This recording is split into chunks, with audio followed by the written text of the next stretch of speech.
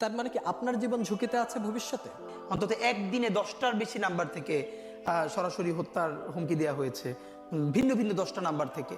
সেই 10টা নাম্বার সহ শাহবাগ থানায় জিডি করেছি, এরপর থেকে আর এর কোনো ইমপ্রুভমেন্ট পাই নাই। তো এটা আপনারা আবার অনেকে মিডিয়া বলবে যে তাহলে আপনি জিডি করেন নাই কেন, এই জন্য করে রাখা। কিন্তু এই জিডি বা কোনো কিছু আমাদেরকে সুরক্ষা দেবে সেটা আমরা মনে করি না। এবং এই জন্য আমি বলেছি আজকে যদি আমাকে হত্যা করা হয়, যে কোনো মুহূর্তে করা হতে পারে। আমি আমার বন্ধুদেরকে ইনকিলাব কালচারাল সেন্টারে সেদিনকে আমরা সবাই বসে বলেছি যে আল্লাহ যদি আমাকে আগে নিয়ে যায় তারপর তোমাদের করণীয় কি। আমি আমার পরিবার এবং আমার ভাই বন্ধুদেরকে ডেকে বলেছি যে আল্লাহ আমাকে নিয়ে গেলে করণীয় কি হবে।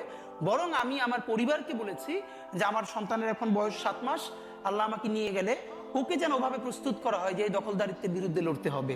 আল্লাহ ওকে যদি বড় করে ওর সন্তানও দখলদারিত্বের বিরুদ্ধে লড়বে, এই স্পিরিট যেন ওকে দেওয়া হয়, এটা আমি আমার পরিবারকে বলেছি। সে আছে। আর একটা মজার ব্যাপার হলো যে আমি যখন ইনসাফের লড়াই করি তখন তো সেখানে পরাজয়ের কিছু নেই। আমি বেঁচে থাকলে আমি গাজী হিসেবে লড়বো, আমি মরে গেলে শহীদ হয়ে আল্লাহর কাছে চলে যাব। আর আমাদের এই লড়াই তো হার জিতের কিছু, আমরা জিতের উপরেই আছি। আমাদের জীবন বেঁচে থাকলেও জিত, আমাদের জীবন চলে গেলেও জিত। আপনার তো হারানোর কিছু ছিল না, সুতরাং লড়াই চলবে।